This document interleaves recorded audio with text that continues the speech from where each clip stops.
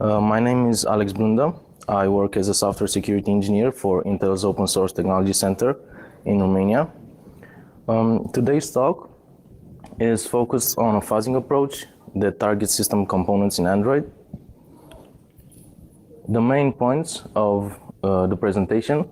First, we'll have a section that deals with a set of general methods and concepts that can be used for fuzzing in an Android environment. This approach will not try to offer a complete picture, but rather to give an example or a starting point for someone who is interested in this topic. Then we'll see how this approach applies to several real-life fuzzing targets from the Android OS. We'll see how the approach applies to fuzzing stage fright, which is the media framework in Android, and then we'll see how this approach applies to the Android application installer. Towards the end of the session, we'll also have an alternative approach. We'll discuss how to use the popular American fuzzy loop inside the Android OS.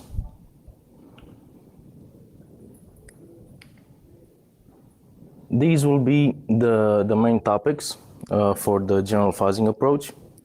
First, we will see a few methods in which we can generate the malformed data for our fuzzing needs. The actual execution or running of the tests won't be taken into consideration for this section because this is a process that is highly specific for each target. So we'll discuss about this in more into detail for each example, for each project example. Then we'll go on and see how we can monitor the results inside the fuzzing campaign in Android. We will see how to do this and to get the results in real time. In the fortunate case, when we are running a fuzzing campaign and we have a lot of results, so a lot of crashes, we need a way to automatically sort out the unique issues. So we can develop a triage mechanism. We'll see how to do this.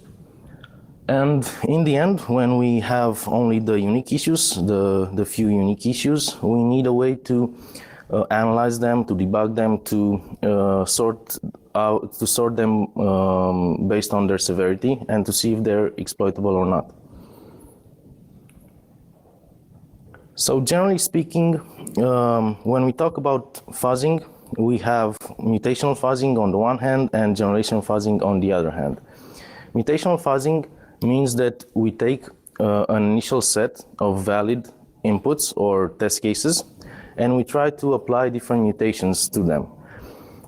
We need to take into consideration that while applying those mutations, we need to make sure that the target component, the system that we are fuzzing, needs to believe that the input that we are feeding is valid. So we need to fuzz those initial test cases, but keep them structurally valid. The approach on generation fuzzing is based on the fact that we try to create the malformed input from scratch. We need to know the internals of the format or the structure of the data that we are feeding to the target. And based on that format, we need to try to create an input that is also malformed, but also structurally valid. For the projects that I'm going to talk about today, this is the tool set that we've been using. So first there is the basic fuzzing framework, which is a mutational fuzzer that targets applications that consume file input. This tool, the BFF, is based on another popular tool, Zuzuf. It's based on a modified version of this tool. Then we have Fuzzbox, which is actually a very small tool, but a more specialized one. It specializes in targeting multimedia codecs. Both of these tools work on Linux environments. Then we have Rodamza. Rodamza is actually a collection of many small fuzzing tools. Its main advantage, and the reason why we used it for our projects, is the fact that you can pass a seed to it, so when you actually get a crash, you can easily go back and reproduce that crash. And also there's the American fuzzy loop. I think you are all familiar with it. I'm going to talk more into detail about it in a separate section of the presentation. So let's say we've generated our data and we've executed it on the device. We need a way to see what happens, if it's possible, in real time with the input that we are feeding to the Android OS. If you are familiar with the logging system in Android, you know that you can access it through the logcat command. The thing is that each time a fatal crash occurs, so each time a crash occurs at the native code level in Android, a fatal message is generated and inserted into the logcat buffer. The logcat buffer contains messages sent from all the system components and not only from applications as well. And they are sorted using priorities. There are in total 7 priorities for messages that are included into logcat buffer. We are interested in the fatal messages. So what we do, each time we send a test case to be executed on an Android device, we also artificially insert fatal message in the logcat buffer. So for example, this is an artificially inserted message into the logcat buffer. You can see it has a fatal priority here. You can mention using this command the priority, the component, and other useful information about the test case. Usually, I'd recommend that you insert here information about how to actually reproduce the crash. For example, if you are fuzzing media files, this would be a more simpler example. We could include here the name of the media file that was sent to be decoded on the device, and then have that media file saved, let's say locally, on the local machine that is connected to the Android device. So each time we send a test case, we log it, and when an actual fatal message that is actually generated by the system, like this one, let's say a segmentation fault, we will have a way to reproduce that crash. Because the test cases are sent sequentially, we know that this segmentation fault is produced by this component. Also, as I said earlier, it's important to note that we must include in the message a way to actually reproduce that crash. Because in some cases, it won't be possible to actually save the input that caused that crash. You can have information like a seed or stuff like that.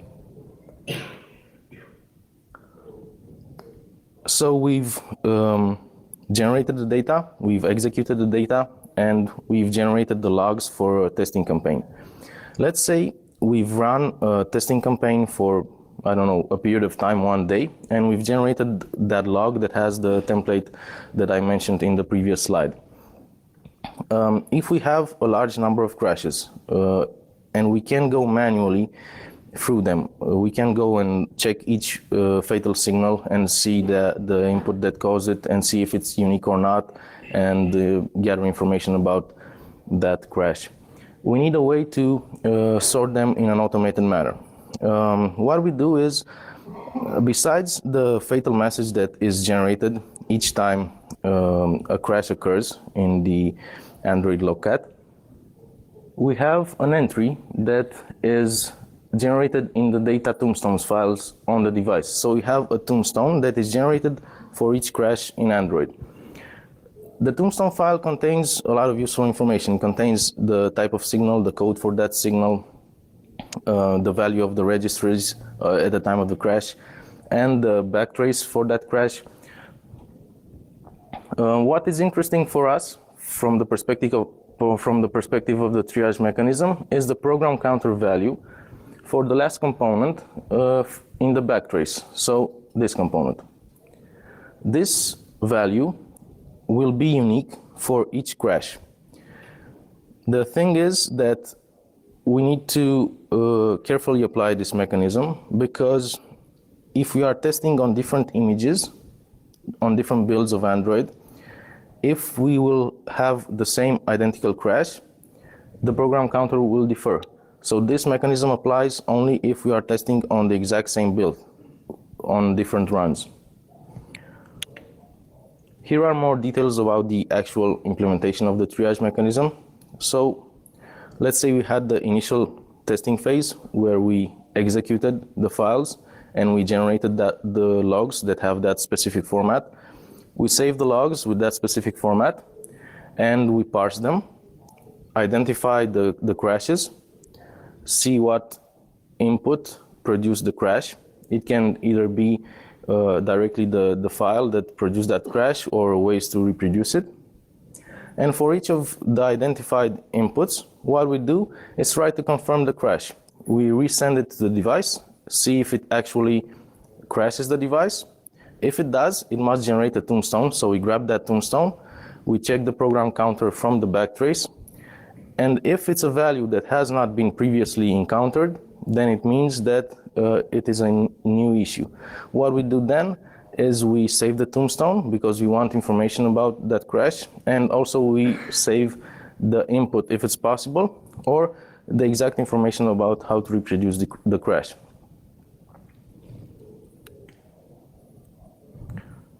After sorting the unique issues, we are left with a number of, generally speaking, in most cases we are left with a number that we can go through manually and try to analyze them.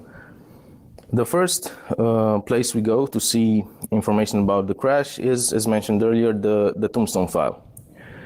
The signal type and the signal code can give us the first clues of what's going on with that crash. There are also useful information in the registry values.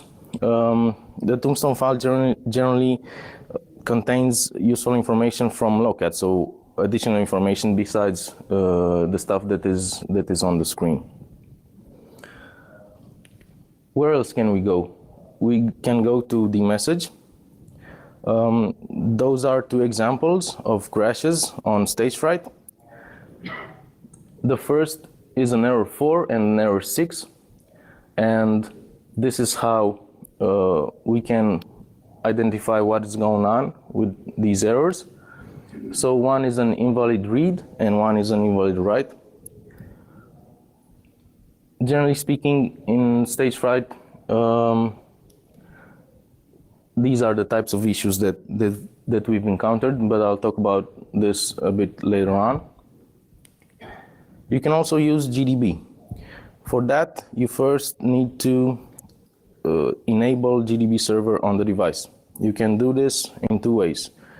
You can either start the process that you want to debug and then attach the GDB server to the process ID of the target. Or you can actually, if the process can be started using an executable or a binary, you can start it directly using GDB server and mention the port that will later be used from the local machine to mention the target. Then all you have to do is forward the TCP port on the local machine, on the machine that is connected to the Android device. Start GDB, target the remote port, and resume the process execution. It's also useful if you have the Android 3 and you've built an image that you've actually flashed on the device. You can load the debugging symbols and have more information on your debugging session. If you have access to the source code, which is the case of Android generally speaking, there are some binaries that you don't have access to the source code. You would like to know what was the exact line of the source code that produced the crash. For that, you take the tombstone file and the backtrace, and you identify the program counter value for the component that you are debugging. In the example on the screen, we don't really want to see the exact line of code from the functions from libc, but actually we want to see the component that crashed in libstagefright, for example. And that is why we take this program counter value and pass it to address to line. This is the path to the symbols from the Android 3. So you need to build an image and actually flash it on the device in order to use address to line in this way. Okay, and now I'm going to move on to the first example, how we applied the things I've mentioned until now onto a real testing scenario. The stage fright framework is the media framework in Android. It has been highly publicized lately because of the so-called stage fright bug. I'm going to try to show you how to actually perform fuzzing against it. First of all, a few reasons that make audio and video attractive vectors, attack vectors. First, there's the fact that audio and video are binary streams that contain complex data. So these streams are parsed by a lot of specialized components, which can result in a lot of memory issues, memory corruption issues. Then there is the fact that we have a large attack surface. This means that the chances of finding an issue that is actually exploitable are a bit higher. In Android and in general, I think there is also the user perception that media files are harmless. So normal users won't have any second thoughts when downloading or playing media files from untrusted sources. And also in Android specifically, because it has permission-based security model, you don't really need any special permissions when, for example, surfing the web and downloading a media file and playing it. Or also there was the attack vector that made the stage fright bug popular, sending the media file through an MMS. This is the overview of the testing process in this case.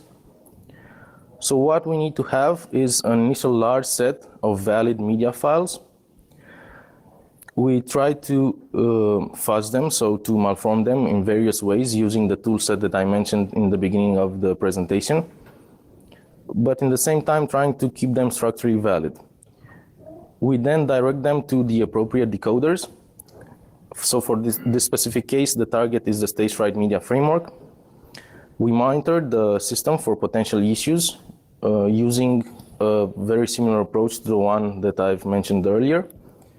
And then, because it is the case, the project gave a lot of crashes, a lot of results. We passed the results through a triage mechanism and analyzed the issues separately. In the initial stages of the project, so this project began sometimes in March 2014, we looked and tried to figure out how to actually pass the invalid media files to our target. The first solutions were passing the media files to different player applications from Android, or trying to use the Java API. However, the best solution we came up with was the stage fright command line interface that can be optionally built from the Android tree into and then pushed onto an Android device. This had the main advantage that it bypassed the Java layer, so we had access directly to the native code layer of the stage fright media framework, and that is actually where all the crashes occur, all the issues appear. This is an example of the usage of this binary. It has the main functionality of decoding audio and video files. Also, for audio files, it can offer playback capabilities. There is the advantage also that you can try to force the usage of a software codec and a hardware codec. So we had to test in both the scenarios. And there also is the possibility of extracting the thumbnail for the video file. This is also a place where crashes can occur when parsing the image associated with the video file. This is an example of an actual log that is constructed using the approach I've mentioned earlier. For this specific example, the files were malformed using the basic fuzzing framework, which, as I said, is based on a modified version of Zuzuf. So each time what we do is we have the initial valid media files, we fuzz them locally, so not on the device, given performance issues. And then for each fuzzed file, we send it to the device, we push it onto the device, and try to decode it, passing it as a parameter to the stage fright binary. Each time we do this, we also insert the fatal message with the file name. So in this case, this is simple. We have the file name of the media file that is also saved locally on our computer. When an actual segmentation fault appears, we will know that this file is responsible for this crash. And it will be easy to reproduce it because we have the file saved. These are some results. So the project, as I said earlier, began in March 2014. This was the time when we first reported the first issues to Google. The initial results, so during the first week on a cluster of devices that was composed of less than 20 Android devices, we had thousands and thousands of crashes, and that's why we had to come out with an automated triage mechanism to sort out through the unique issues. The first severe issues that affected the stagefright library were included in the Android Partner Security Bulletin from September 2014. These were integer overflows, much similar to the issues that are commonly known as the stagefright bug. They have the CV IDs from the screen. The tool is now open sourced. It has been open sourced in February 2015. It's available on GitHub. We don't actually use it anymore as it is. We use it as a complementary solution alongside with AFL. I'll be talking about this towards the end of the session. I'm going to move on towards the next project example, which is fuzzing the Android application install process. This is an interesting project from a few perspectives. First, there is the fact that the component that handles the install process in Android, more specifically the install daemon, runs with high system privileges. So any issue that is found and is found to be exploitable can be considered to be a high profile issue. Then having an APK, so an APK is the file that we use to install an application on the device. An APK is the file that contains the compiled Java code and the native libraries. It's one of the few ways in which an unprivileged user can send input towards system components, towards privileged components in Android. And also there is the fact that issues that are regularly found by fuzzing are not usually found by regular validation. So are not found by checks that are done, for example, before the applications are uploaded into the Play Store. We've identified two testing approaches. One is specific to Android versions before Lollipop because of the Dalvik art switch. So before Android Lollipop, we had the Dalvik virtual machine. After that, for Lollipop and Marshmallow, we have the Android runtime art. While documenting the steps that are taken during the regular install process in Android, we've seen that there are two components for each of the Android versions that are interesting from a fuzzing perspective. In the case of Lollipop and Art, it was this component, dex2out, and in the case of KitKat and other previous versions and Dalvik, it was this component. Dex2out takes a dex file as a parameter and converts it to an OAT file, which is actually a regular ELF executable that is then used to open the application. The file is stored on a device and it's used to play the application. Dexop uses a different file format, so it converts the dex file into an optimized dex, which is then stored onto the device. So these are our main targets, the dex2out and the dexop. The thing is that the install daemon, which is the component that runs with high system privileges, forks these processes without dropping privileges, so these are in turn privileged components. This would be the general testing flow. We need to have an initial set of valid APK files. From these valid APK files, what we do is we take each APK and we extract its components. This is basically an unzip operation because the APK is generally speaking just an archive file. Then we fuzz the APK components that are of interest to us. And then in the case of Dalvik, we need to repackage the APK and send it to the Android install process. In the case of Art, the things are more simpler. We can actually pass different components directly to Dex2out. We'll see about that. These are the components of an APK. The things that are of interest to us are the classes.dex, because this is the file that we will actually be fuzzing. An alternative fuzzing target could be the Android manifest XML, but this is not in the scope of this project.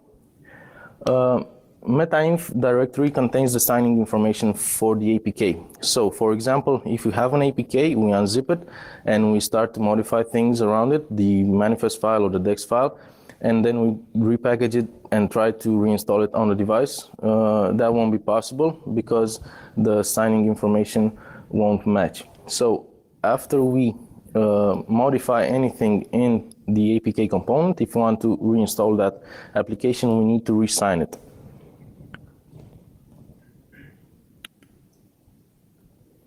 This is the approach on Android KitKat on DexOpt. The thing is that although DexOpt is a standalone binary in the Android device, so you can see it in the Android device, you can pass, there are a lot of parameters to pass to it, and these can be obtained from a shell-like environment. So what the solution that we came up with was to actually simulate the entire APK install process. And for that, so we take an APK, we unzip it, we fuzz the extracted dex file. For the moment, let's say we fuzz it, and I'll explain later exactly how we do this because it's important. We remove the original dex from the initial APK using the AAPT tool. We repackage the APK with the new fuzzed dex. This is done also with the AAPT. We need to create a key store so we can actually sign that APK. We do that with the key tool. We remove the old, outdated metainf directory, and then we resign the APK. Then all we have to do is just run adb install and try to install that APK. DexOpt will actually be responsible for parsing the corrupt dex file, and any issues that will occur generally occur into this component, into DexOpt. This is an example of a log that is constructed using the fuzzing approach I've mentioned earlier. For this scenario, we've used the Rodamsa tool. So what we need to have in each message that is inserted into the lookup buffer is the name of the APK, the name of the initial valid APK, and the seed that we have used to fuzz the dex file. Now, we don't actually save each malformed APK, we just have the initial APK saved in one place, and when we encounter a fatal signal like this one, a segmentation fault, all we have to do is take the initial valid APK and pass it through the process I mentioned in the previous two slides. And at the fuzzing step, we can use Rodamsa to fuzz the dex file with this seed. And this should give us the exact APK that produced the crash. In the case of Dex2out, the things are really more simpler because also Dex2out is a standalone binary in the Android device shell. You can pass a dex file to it and an OAT file that is the output. So all you have to do is just run dex2out -- dex file and the dex file you want to pass it, and -- out file and a file name for the output. This is the log example for this case. We have the name, directly the name of the dex, because in the case of the dex file, we don't really need the APKs. So what we do is we have the initial pool of APK files, and we extract from it the initial DEX files. However, if we do encounter a fatal signal like this one, we take the initial DEX ID and fuzz it with Radamsa and the seed. If DEX2auth crashes, so we have a crash in DEX2auth, we actually also try to reproduce the crash in a normal user scenario. We try to include the DEX file into the original APK and try to produce the crash using this scenario also. So, for example, if we would want to include a POC in a report, we would include the DEX file, but also the APK file that would produce the crash. It would be the same crash, but with two different attack vectors, let's say. As I said earlier, the actual fuzzing of the DEX file is a little bit tricky. We've identified 3 ways of performing the fuzzing against the DEX files. The thing is that the Android OS employs a large number of verifications at install time against the DEX file to check if it's actually valid. So we've identified these 3 alternatives. I'm going to go through each one of them. The first one is, so these are examples of install verification errors. So if we have an DEX file, initial DEX file, and we start modifying things through it, these are the types of errors that we would encounter. For example, bad file size, bad checksum, invalid header. The thing is, we don't want these errors to appear because it means that the system didn't actually parse our input. It just stopped at the header. It saw that the things aren't all right, and there isn't a way actually to produce a crash in this scenario. So what we want to do is to trick the system into believing that the DEX file is actually valid. For this, we need to understand the DEX file format.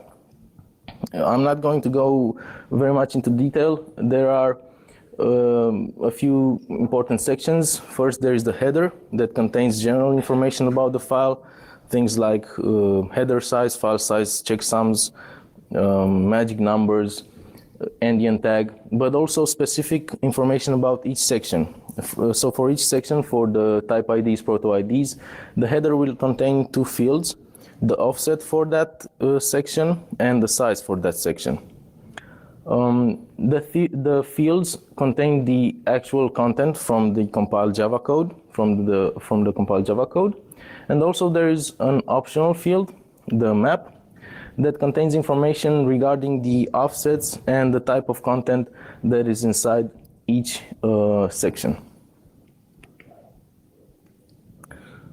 So the first alternative would be take the DEX file, start fuzzing randomly the file, and then come back and try to repair as much as possible.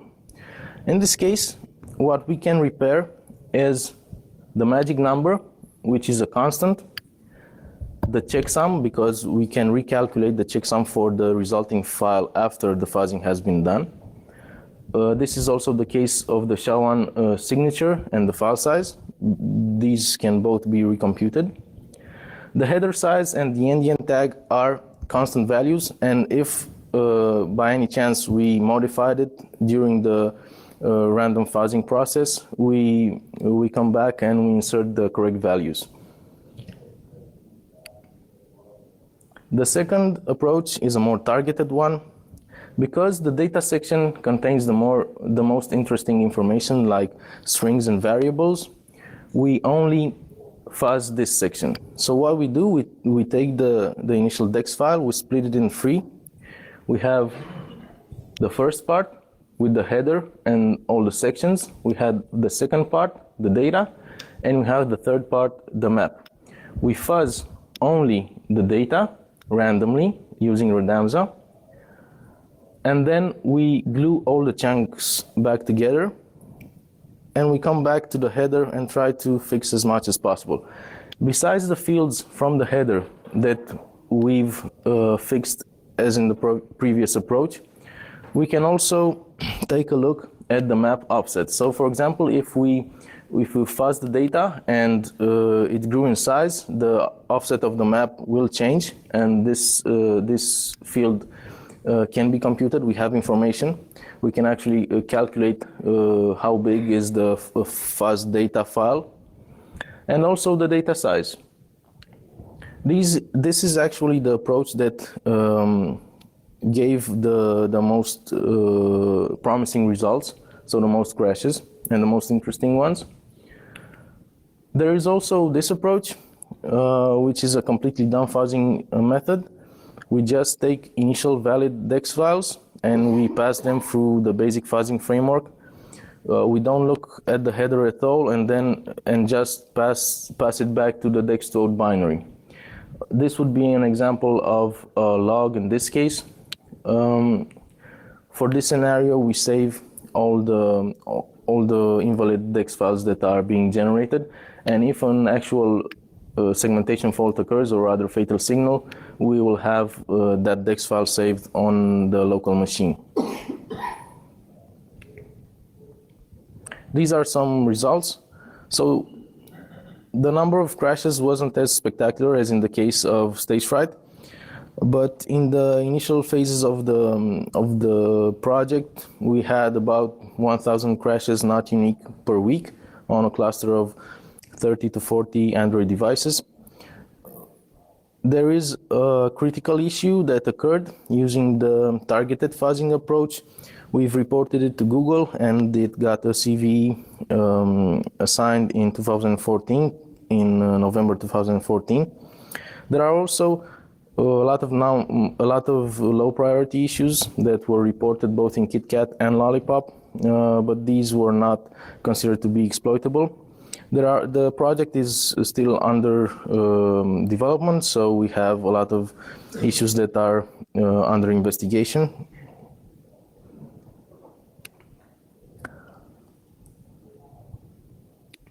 I'm going to speak a little bit about an alternative approach that uses the very popular American Fuzzy Loop tool.